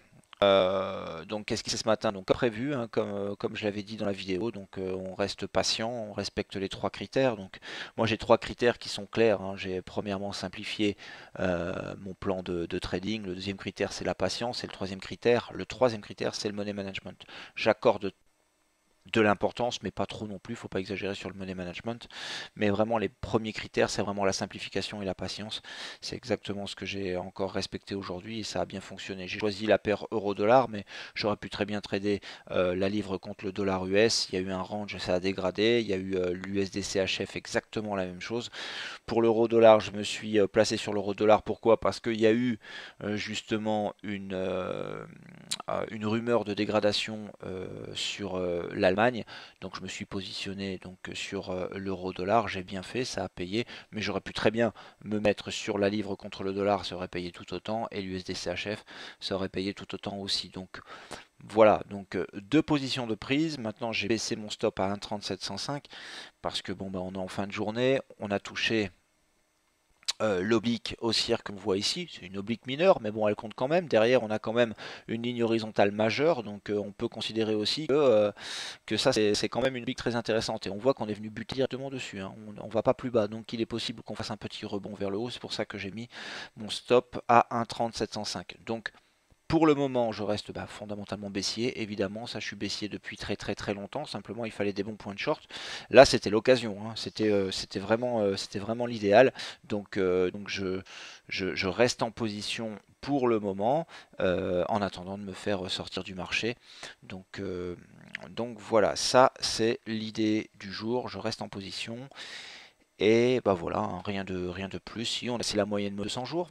Donc c'est quand même un signal. Et c'est vrai que quand on ferme, regardez ce que ça donne quand même. On a cette zone d'orange, d'accord? On a une zone d'orange qui est magnifique, et on est en train de nouveau de tester le bas de ce range. Soit on casse, on perd cette oblique, on perce la droite, une ligne horizontale majeure, et là il pourrait se passer quelque chose, et ce serait quand même assez sympa. Mais on verra, on n'en est pas encore là. Pour le moment, moi je suis en position de sortie, mais c'est quand même une indication assez sympa. Voilà, bah écoutez, moi je vous souhaite une bonne soirée. Je ferai une photographie demain parce que je crois pas que j'aurai la possibilité de faire une vidéo. Je vous souhaite une super soirée, et puis j'espère que vos trades se sont bien passés aussi. Et voilà, donc je vous dis à demain. Je passerai des petites vidéos sur le blog, des petites des petits discours d'économie politique, et puis toujours les mêmes infos, hein, le match des traders avec Cusack, que j'ai pas trouvé sur BFM, donc je vais aller jeter un oeil, voir ce qu'il disait ce matin, ce serait intéressant. En tout cas, Baradez s'est bien planté hier. Baradez disait que sur l'annonce du zoo, on allait plonger, c'était cet endroit-là. Il disait que si le zoo était mauvais, il a été mauvais d'ailleurs, que l'euro allait plonger, ça a tout plongé, ça a été très bullish vers le haut, donc j'aurais bien voulu avoir son avis, ce matin sur l'euro-dollar. Je pense qu'il a encore dû dire que ça allait exploser à la hausse. Donc, non, je déconne, ça c'est méchant. Enfin bref, je vais aller voir tout ça, et puis je mettrai tout ça en ligne. Je vous souhaite une super soirée, et puis je vous dis à demain. Ciao. Voilà, donc ça c'était le point réalisé par Jeff pour son site Good Morning Traders. Je vais vous mettre le lien pour ceux que ça intéresse.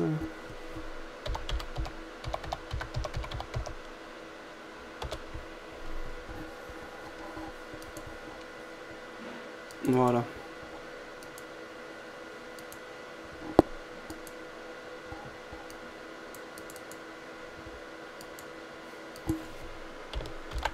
Ok, je vous ai mis un lien pour ceux que ça intéresse.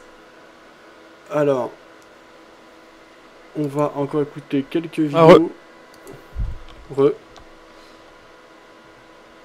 Revue mensuelle des marchés, mars 2013. On va surveiller Dow Jones, mais bon, rien. J'écoutais tout à l'heure Fab avec, excusez-moi, je crois que c'est Thierry. Thierry, tout à l'heure là, sur ce qui était sur Skype. Ouais. Ouais. Il utilise un indicateur de quoi? De divergence, il disait? Ouais, c'est ça, ouais. Tu l'utilises, toi? Non, pas du tout. Non, pas du tout. Bah moi, j'utilise même pas le market profile, hein. Bon, du coup, j'utilise un peu parce que je regarde un peu la distribution, mais pas directement le market profile qui s'affiche à droite.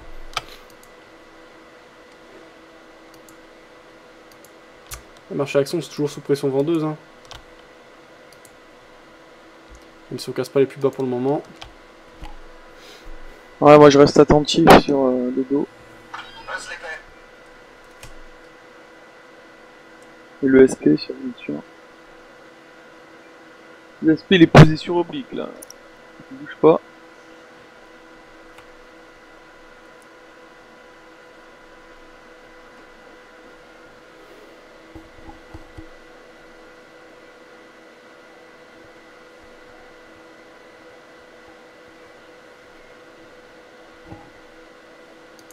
Marché. Voilà, donc revue mensuelle, troisième du nom, hein, tout simplement, janvier, février, mars. On avait commencé cette revue des marchés avec le salon actionnariat en novembre, et puis on s'est dit pourquoi pas actualiser en fait nos prévisions, suivre en tout cas de manière un peu plus fréquente ce qui se passe sur les marchés, les grands indicateurs, et puis voir comment ça peut influer sur le marché. Donc, pour ceux qui nous rejoignent, bonsoir à Philippe. Eh bien, tout simplement, si vous assistez pour la première fois à un webinaire, c'est très simple. Vous avez fait le principal, c'est-à-dire vous connecter. Vous voyez ce qui se passe sur mon écran en temps réel. Vous pouvez communiquer par chat, c'est-à-dire par messagerie instantanée. Mais pour le bon déroulé du sujet, je prendrai les questions à la fin t'es sorti de ton... 30 à 35 minutes de présentation. Ton achat? Ton chat?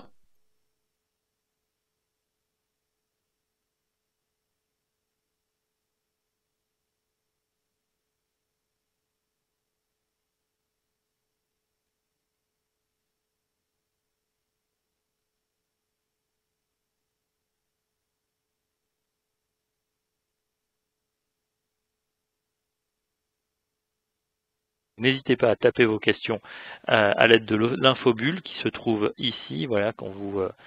Ouais, salut.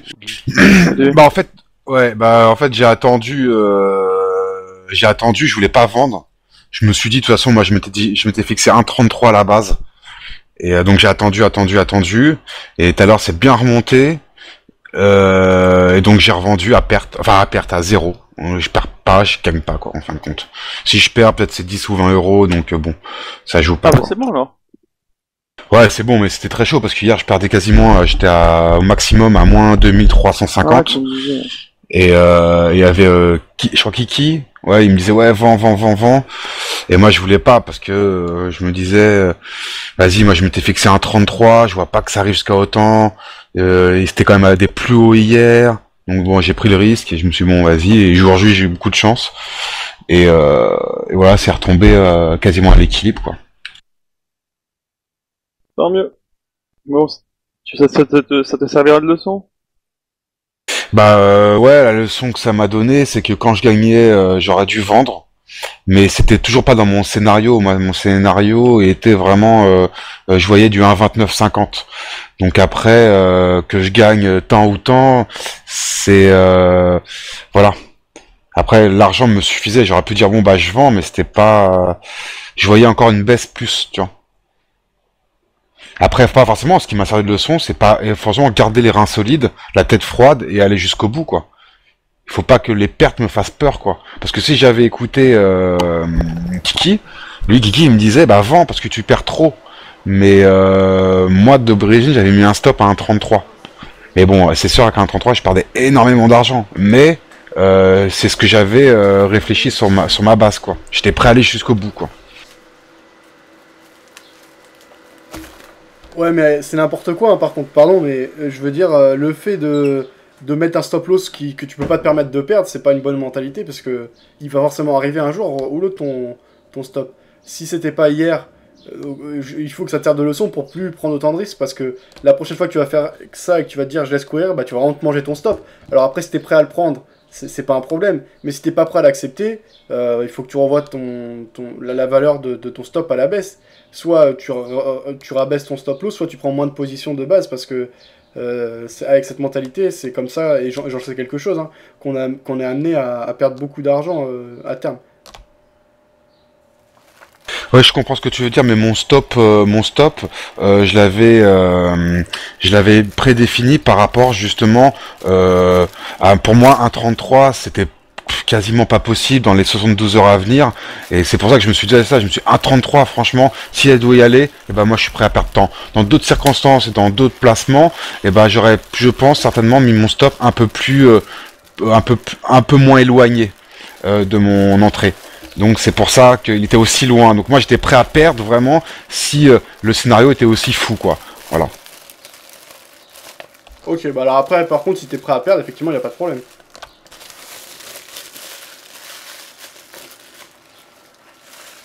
Et toi, comment ça s'est passé, donc l'euro-yen? Excellent, carrément, incroyable. T'as fait du gain, un peu? Bah plus qu'un peu, hein. J'ai clôturé aujourd'hui...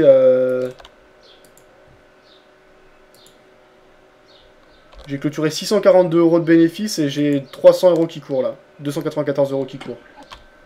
Bah, magnifique. Bah ouais, je suis super content, c'est vraiment une bonne série, mais justement, faut que je commence à me préparer quand ça va ralentir et quand je vais me prendre des pertes, faudra que je les accepte, quoi, parce qu'elles vont arriver bientôt.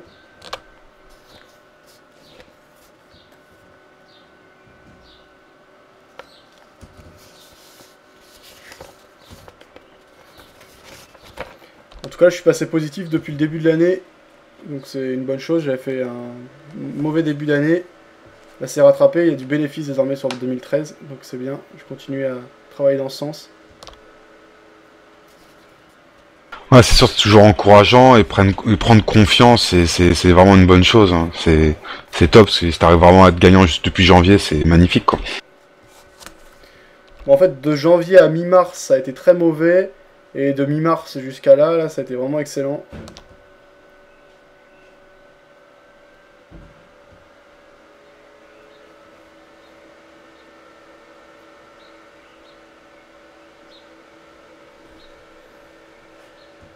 Bon, sur ce, moi je vais vous laisser. Je vous laisse le lien vers les prévisions de CMC Market pour ceux que ça intéresse. Je vous mets le lien sur le chat écrit.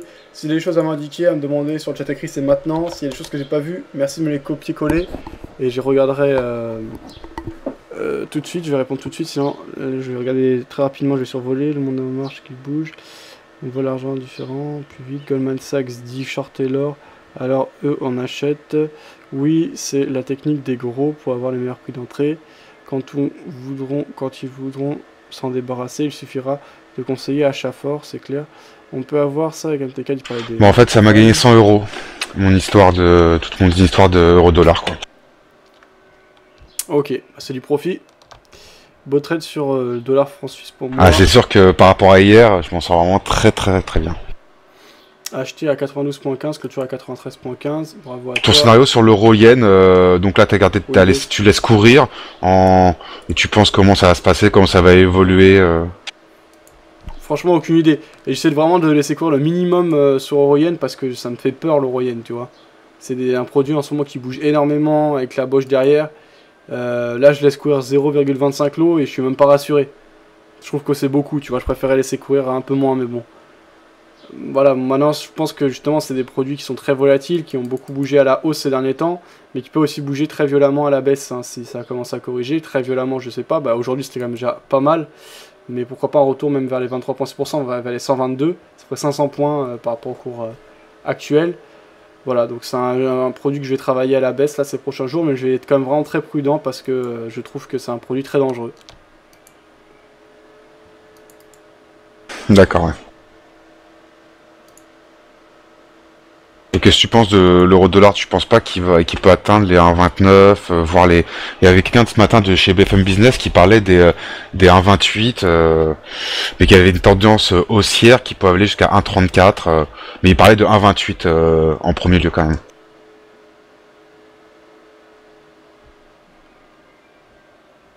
même. Sur quoi? Sur l'euro-dollar? Oui. Je sais pas, j'ai aucune idée. Enfin, euro-dollar, j'aurais un biais clairement baissier. Techniquement, mais je pourrais pas t'en dire plus. Je connais pas bien.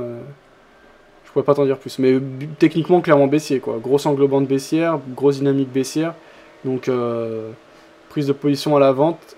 Surface de repli dans le sens de la tendance de fond qui reste baissière quand même depuis les plus hauts de février.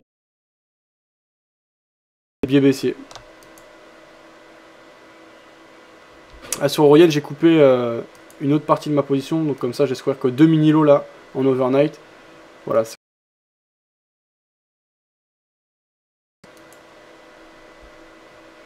Ouais, je crois que tu fais bien, ouais.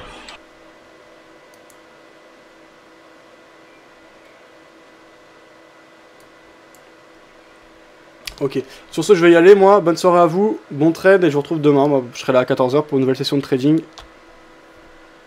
Super, merci à toi, bonne soirée. Salut Pedro aussi. Et Genesis. Buzz, si tu m'entends, bonne soirée à toi.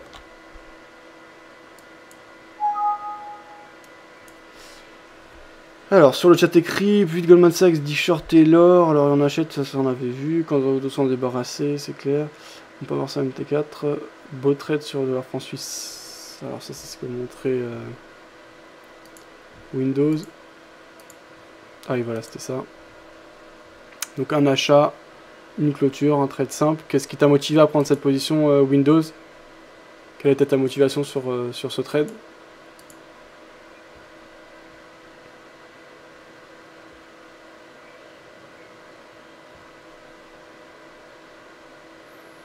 C'est quoi ton indicateur market profile que j'utilise sur MT4? Ok. Je vois... Ah oui, d'accord, Windows qui partageait. Bah, pardon. Genesis, on indique pour le market profile, on a plusieurs sous MT4. Voilà, donc ce que ça donne pour... Ah oui, d'accord, ça c'était le template que tu utilises avec l'indicateur de market profile. Windows, merci du partage. Indicateur de market profile que je suis pour MT4, ok, je vois, merci beaucoup. Je rajoute sur mon graphe, encore merci, de rien. C'est cool les mecs comme toi. Action, réaction. Ou je suis à moins 300 pips sur le WTI ou Genesis, ça apprendra à pas mettre de stop. Parce que tu as payé les 90, c'est un chiffre clé. L'Arabie Saoudite veulent pas un pétrole sous les 90 des Genesis. Alors on va aller regarder rapidement ce qui se passe sur le WTI.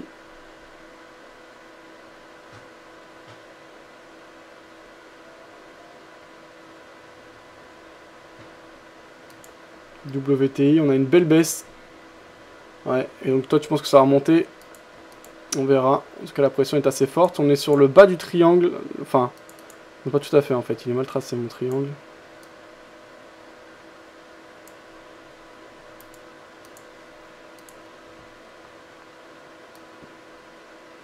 Non, on a même cassé à la baisse. Hein. Après on peut tracer de plusieurs manières ce triangle. Voilà. Donc on verra, mais en tout cas pression vendeuse importante comme sur l'ensemble des matières premières. Vendeuse, toujours de mise sur l'euro yen. La dernière position que j'ai clôturé quasiment sur les plus bas. J'aurais pu être plus patient, mais bon, après il est tard. Clôturé à 127.19, on est actuellement à 126.96, donc là il y a une vingtaine de points là, à côté desquels je suis passé. C'est pas un truc de fou, c'est 10 €, mais bon. Voilà, enfin bref, pas de regret, c'est la vie. Videobourse.fr, c'est un site qui tourne et qui parle de trading avec plusieurs aspects, plusieurs catégories et beaucoup de travail qui est fait autour. Site entièrement gratuit, formation, une centaine de fiches de formation, aller en vidéo, texte. De cette formation théorique vers une formation pratique, vous pouvez ouvrir un compte démo chez un de nos brokers partenaires que vous trouvez dans le menu de gauche.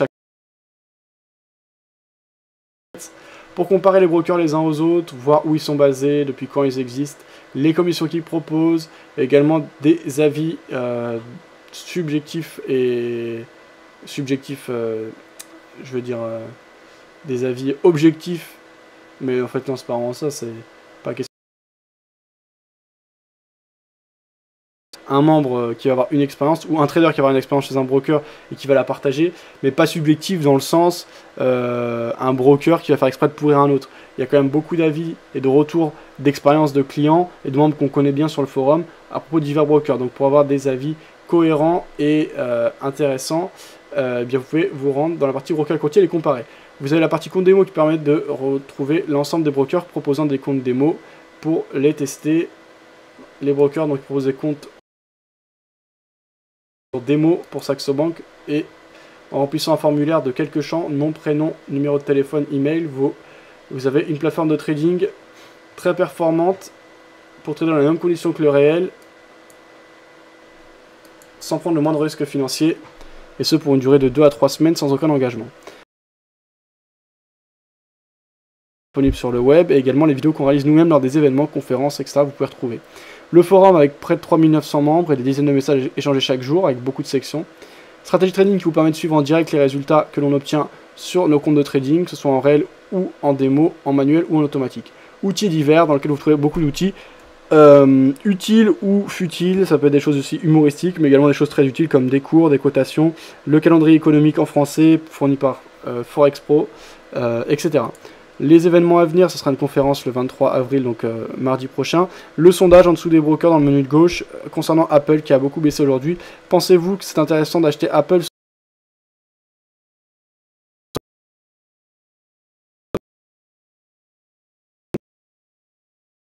du logo en haut à gauche du site? Et également, vous pouvez me parler sur Skype. Bonne soirée à tous, bon trade, à bientôt sur videobourse.fr. Et le euro-yen qui continue à fortement baisser là.